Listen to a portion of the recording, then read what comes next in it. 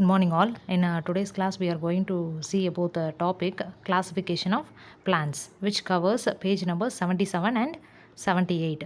So, before that, seeing the classification, just already we have discussed about that animals types, that is about vertebrates and invertebrates. So, here, see in that picture, we can differentiate that animals what are all vertebrates and invertebrates.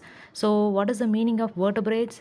The animals which have their backbone, that it is called as vertebrates, and animals if it is without that backbone means which is called as invertebrates. So that is what clearly it is given in that animal classification flow chart. So if we see this pictures, the animals what are all considered as reptiles, and then amphibians and fishes, and also that mammals, aves. So separately we can just classify and differentiate these animals based on these pictures. Okay, and the next one it is the classification of plants. So how we can classify the plants means usually the flowers the plants, it can be classified into two. One is a flowering and another one it is non-flowering plants.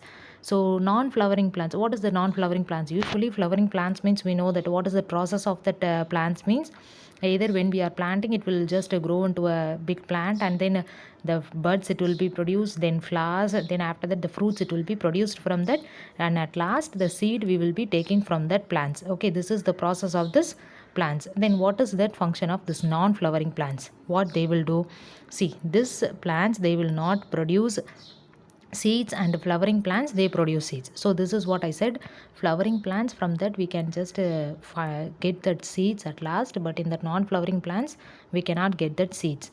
And the next one, based on their nature of plant body, non-flowering plants are also classified into three groups. Okay, based on their nature means how they are, where they are growing. Okay, the place where they are growing and how it is just looking. Okay, based on that we can classify still it into three types. One is algae, mosses and ferns. Okay, these three are the remaining three types of this non-flowering plants. Okay, generally we will classify plants into two. One is flowering, non-flowering. Here the non-flowering itself, based on their nature of growing and also based on their appearance, it can be again classified into three types. That is what the algae, mosses and ferns. Based on fruit body it is divided into gymnosperms and angiosperms. It means the fruit how it is just looking for. Okay, based on that it can be classified into gymnosperms and angiosperms. Okay, totally in these ways we can classify these plants. See, this is what the classification of plant flow chart. So if we take the plants, it can be divided into which is producing seed and another one which is not at all producing seed. This two types. And again, do not produce seed. If it is not producing seed, what are all the things it will be present means it will have roots, stem and leaves, everything it will be present, but it will not produce seed. Okay, it means fruits it will be not produced. And then again, if we take, it is divided into ferns. If we take that, ferns means it has some roots, stems, like the same roots and leaves, stems, these alone it will be present, which will be not at all producing fruit and seed. Okay, this is the nature of this non-flowering plants. And also if we take here the seeds, what are all the plants producing seeds?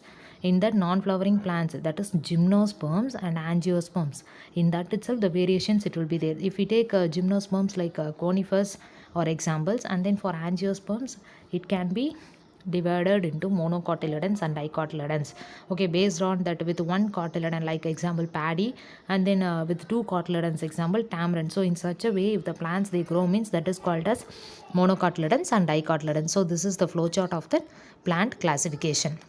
And then here your questions are, you're going to learn and write the following question number 21, difference between vertebrates and invertebrates. So in this what you're going to do is you want to make the tabular column and you want to write what is the meaning of vertebrates and invertebrates, and then what are all that animals and their what are all that different classes it will comes under this vertebrates and invertebrates. This is what you're going to write.